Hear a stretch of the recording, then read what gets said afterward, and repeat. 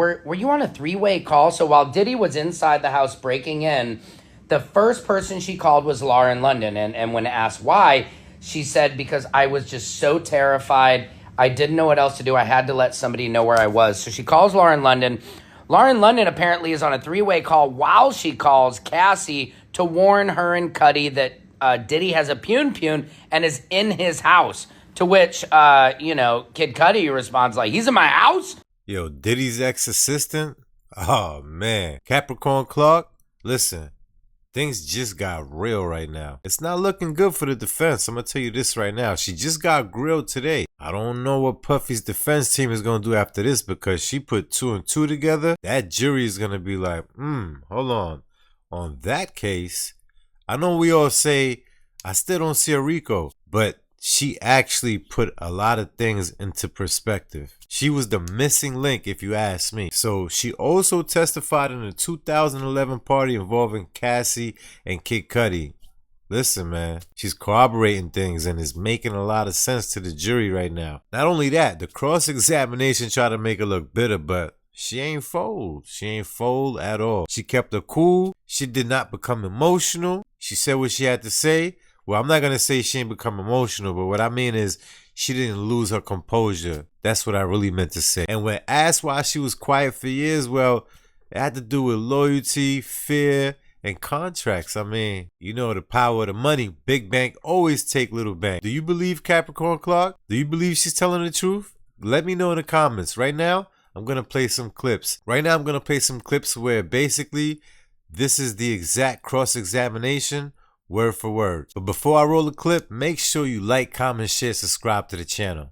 Let's go, baby. Let's get into what happened before lunch on day 10 of Diddy's federal trial. So the day kicks off with the government confirming that they will be submitting letters regarding the defense wanting to strike Dr. Hughes' testimony and part of Kid Cudi's testimony. And then prosecutors call Capricorn Clark to the stand. If you recall, she was brought up during Cassie's testimony as well as Kid Cudi's testimony. Clark says she started working at Bad Boy as Diddy's personal assistant back in 2004 and went on to become the global brand director of Sean John's women's brand by 2008. However, before working at Bad Boy, she interned at Def Jam right out of high school and later worked at Death Row under Suge Knight. Capricorn also mentions that Suge is the father of one of her friend's children. And on her first day working for Diddy, he took her to Central Park with his security guard. It was after dark, and he, being Diddy, told her that he didn't know she had anything to do with Suge Knight, and if anything happened, he would have to, quote, off her. Capricorn says the bodyguard stood there silently, and she took the threat very seriously. On the stand, Capricorn admits that she could have been more transparent about her employment background when applying to Bad Boy. Capricorn is then asked by prosecutors if she's ever seen Diddy with a weapon, and she tells the story of a time that Diddy and 50 Cent had to do some kind of press event for MTV. After the event, Diddy, Capricorn, and Diddy's manager at the time get on an elevator, and Diddy mentions having some sort of issue with 50 Cent, then says, quote, I like weapons. Capricorn then describes a time that she was accused of stealing some jewelry. She says that they were all traveling from New York to Miami and she was made responsible for the jewelry. But before they all got to the airport, she realized that the bag holding the jewelry was missing. So Diddy continues on with the trip to Miami, but Capricorn Clark says that she was held back in New York and was questioned for 3 hours by Diddy's security guard, and then he searched her apartment. The following day, Capricorn says that the security guard took her to an empty office space, locked the door behind her, and then she was given a lie detector test. Clark says the man giving the test told her that if she failed, she was going to be thrown into the East River. What? There was an objection to that part. Capricorn says she was petrified, and the person giving the test told her to calm down because the results kept coming back inconclusive. And so she was brought back to take this test for 5 days. And according to her, it would last all day, and she was not free to leave. After the 5th day of this testing, she was told that she could return to work. And when she did so, she says Diddy never asked where she was, nor did he ever mention the test. And she says she doesn't know if the jewelry was ever found. When the prosecutor asked her why she continued to work for Diddy after all this stuff happened, she says that if she didn't, they think she actually stole the jewelry. Moving on to working conditions, Capricorn Clark says that she made $55,000 and worked from 9 a.m. to 4 a.m. On a good day, she says she got about 4 hours of sleep. And when she spoke to HR about being owed some overtime, they calculated that she was owed about $80,000 for overtime that she worked over a 3-month period. But when Diddy found out about this, he allegedly ripped up the paper and she was never paid. Now, in regards to hotel rooms, Capricorn Clark says she assisted in setting those up. Like some of the testimony from previous people, Capricorn Clark says that Diddy would book rooms under the name Frank Black or Frank White, and she was required to unpack his clothes and his shoes and to make sure his toiletry bag, which had narcotics and baby oil and stuff like that in it, was always there, and she had to bring candles to provide lighting for the rooms. She says when Diddy would check out, she would do a sweep of the room to make sure nothing was left behind, and sometimes the rooms would be left damaged and there would be handprints left in oil. When prosecutors asked Capricorn Clark about Diddy's relationship with Cassie, she tells the story of a time in 2010 when Diddy asked Capricorn why she didn't have a boyfriend. She says he then called Cassie into the room and had her sit down, stand up, and turn around on his command. And after doing these commands, Diddy allegedly said, quote, "You women don't want to do that, and that's why you don't have a man." Clark says she responded to that comment saying, "You damn right." Capricorn also tells the story of a time in 2006 when she says Diddy got violent with her. She says it was in his Miami Star Island home, and Diddy told her, "I don't care what goes on this weekend, you are not to leave this house." Clark says that Pharrell Williams was brought in by Bo, and another guest who was there needed to go to another location in Miami. And so she escorts this guest to this location. But after being gone for about an hour, Diddy called her asking her where she was. When she gets back to his house, she says Diddy told her, "See, your problem is you want a life and you can't have that here." And then he told her not to leave the house again. The following day, Capricorn Clark says she asked the chef if there was any turkey bacon, to which the chef says, "No effing turkey bacon." Are they mad about turkey bacon? And then Capricorn tells the chef that she hates it here. The chef apparently tells Diddy that Capricorn said she hates it here. And so Capricorn says that Diddy charged her. She says he was pushing her and saying, "If you hate it here, get the F out of this house." According to Capricorn Clark, he pushed her about 30 yards using 75% of his force until a security guard eventually stepped in and told Diddy to stop. I'm taking that a lot of these people were putting up with his behavior simply because of the bag. All morals and everything else just went out the window. That's just my opinion. No one was really forced, but mentally, yeah, they were shackled. They wanted that bag, so they would allow anything against the grain.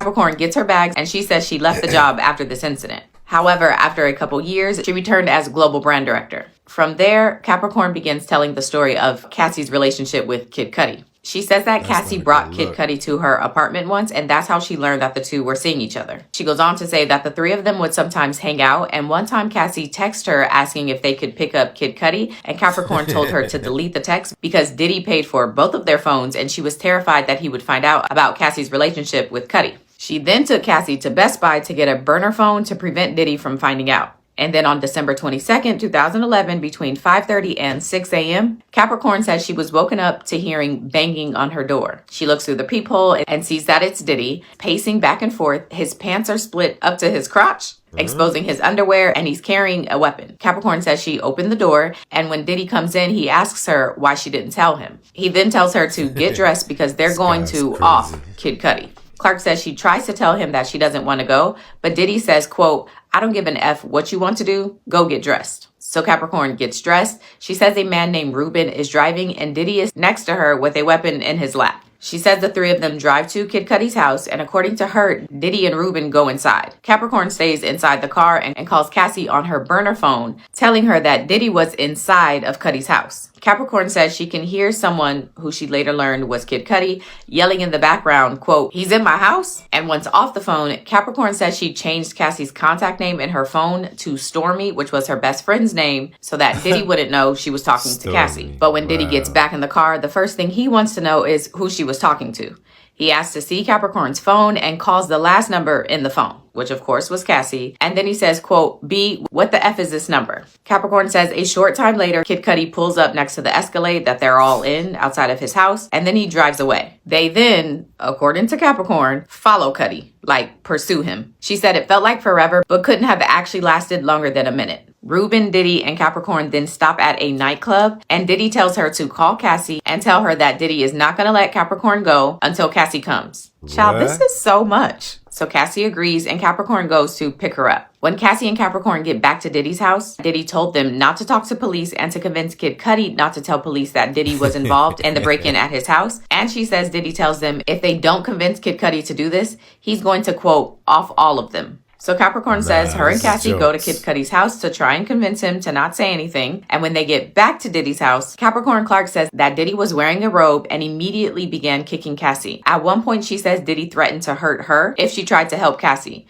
So she and the security guard just stood by. When Clark says she eventually left the house, Diddy was still kicking Cassie, and Capricorn calls Cassie's mom telling her, please help her. I can't call the police, but you can. The jury is then again shown the email that Cassie sent when Cassie said that Diddy was threatening to release tapes of her and was also threatening to hurt Kid Cudi and have somebody else do it. After all of this happened, Capricorn Clark says that Diddy would continue to ask her why she didn't tell him that Cassie was dating Kid Cudi. And he once said, quote, I should off you bees and cut her face. Clark estimated that Diddy threatened her 50 times after the incident happened up until the summer of that following year. And he told her that she couldn't be friends with Cassie anymore. Capricorn says that she told HR and the then president of Bad Boy, Harv Pierre, about what happened. But Harv said, quote, that's crazy, but it's going to be okay.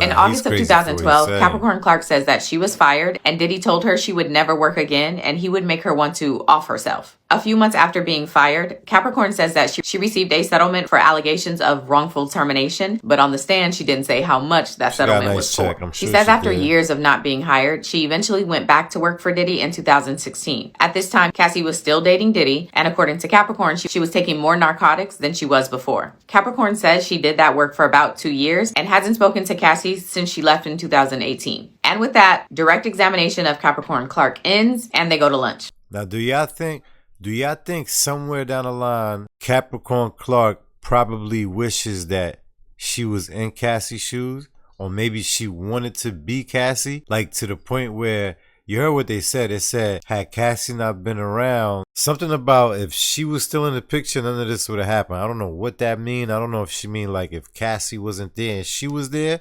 she would have allowed everything to happen and she would have played her position. I don't know. For those of you who are not aware, she is related to Lauren London, which is the ex-wife of Nipsey Hussle. I say ex because he's no longer here, but it's the wife of Nipsey Hussle. She's related to her. For those who have no clue who this lady is, and Capricorn Clark to me sound like either a villain or a superhero name.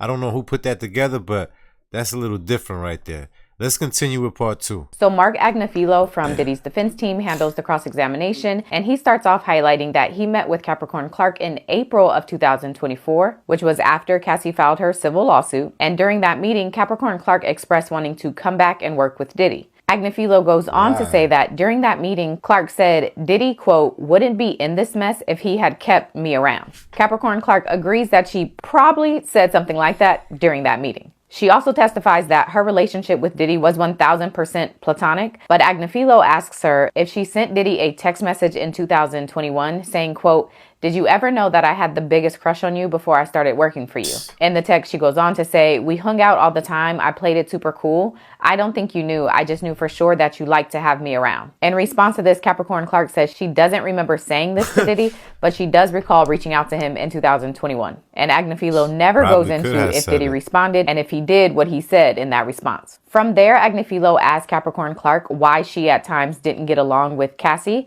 to which Clark says in 2008, Cassie got more bravado being Diddy's girlfriend the longer it lasted. She says, quote, she thought I was being paid to help her. She went from being more of a sweet model to a feisty girlfriend. Agnifilo and Clark then have a bit of a back and forth about Cassie's talent. Agnifilo asks Clark if she thinks Cassie was talented, to which Clark says Cassie had talent and was very beautiful. Agnifilo says, but was not talented, and Clark says she was not. Taste. Now, wait a minute. Clark goes on to say, quote, talented to me is Whitney Houston and Mariah Carey.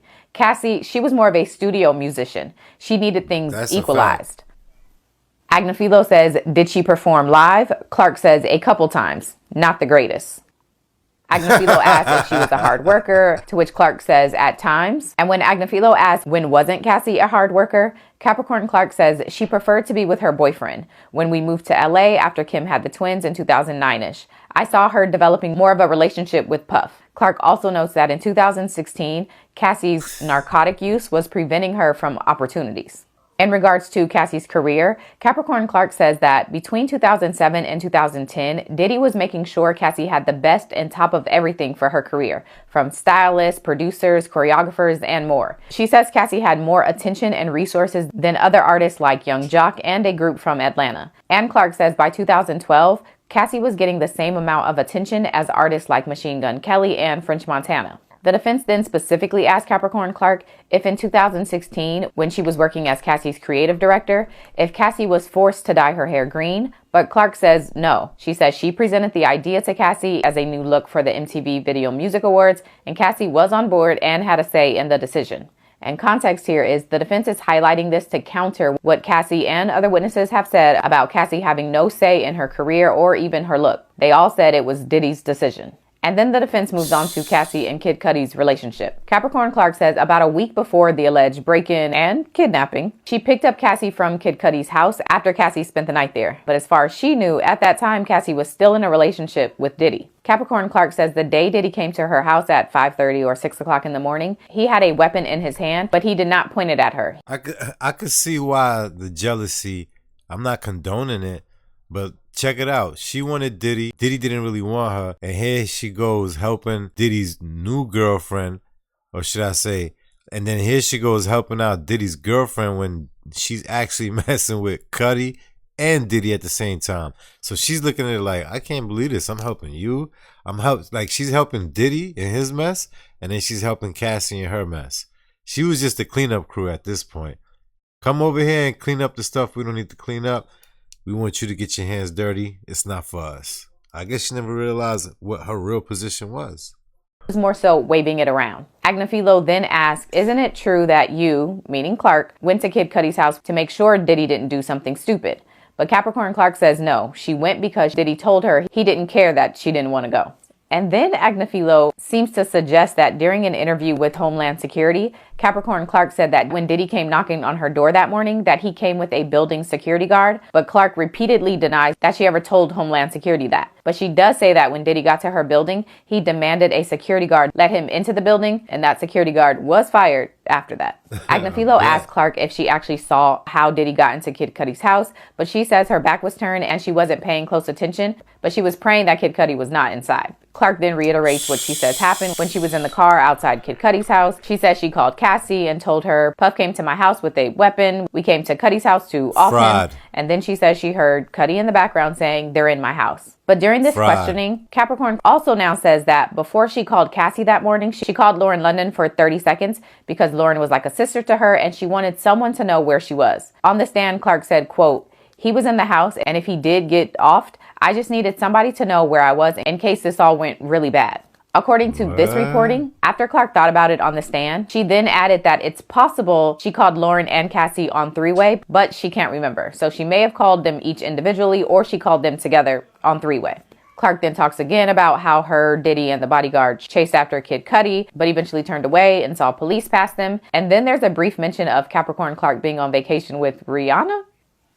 And then the defense shows emails from 2014 and 2015 of Capricorn Clark asking Diddy to forgive her. In one email, she writes, quote, she, meaning Cassie, was never my friend. She wanted me gone, I realized. Agnifilo asked Clark if she thought Cassie wanted her gone, to which Clark, crying, says, this is complicated for me. I felt that I was Puff's protector. I felt I was the only one gone and she was still there. Capricorn Clark goes on to say that when she did return to work for Diddy in 2016, she believed it was only because Cassie wanted to work with her, and she says that bothered her. And with that, cross-examination of Capricorn Clark is wrapped up, and then the government does a brief redirect, and then Capricorn Clark is excused from the stand. And that's the end of day 10. Oh man, we know that the defense team is going to have a field day with this right here. They got to figure out how they could break her. You understand what I'm saying? I don't know if it's going to be easy to break her because everything, she was really there. It's not, I think, or my opinion, or I believe, she was actually there. And the things that were done to her is ridiculous. It seems like no woman in the bad boy umbrella was safe. If you ask me, everybody just turned their eye, turned the cheek, and say, you know what? Keep paying me, and I ain't see nothing. Hear no evil, see no evil. That's diabolical. Diddy did bad. Diddy did bad. Rico, I don't know, but did he do bad? He did bad. Bad work, my boy. What's wrong with you? You don't know how to have fun? Clean fun? I don't know, man. Before he come back out to society, your boy need to get retrained in life because, my boy, you got daughters. You would trip if somebody was to do to your daughters what you doing to them. Ah, man.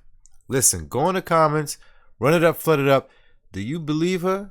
Are you taking what she's saying for face fact? Or do you believe it's a lot of animosity, hate, and jealousy involved? And this is what's determining everything that she's saying in the cross-examination. Y'all let me know in the comments. Don't forget, like, comment, share, and subscribe to the channel. I'll see you guys in the next one.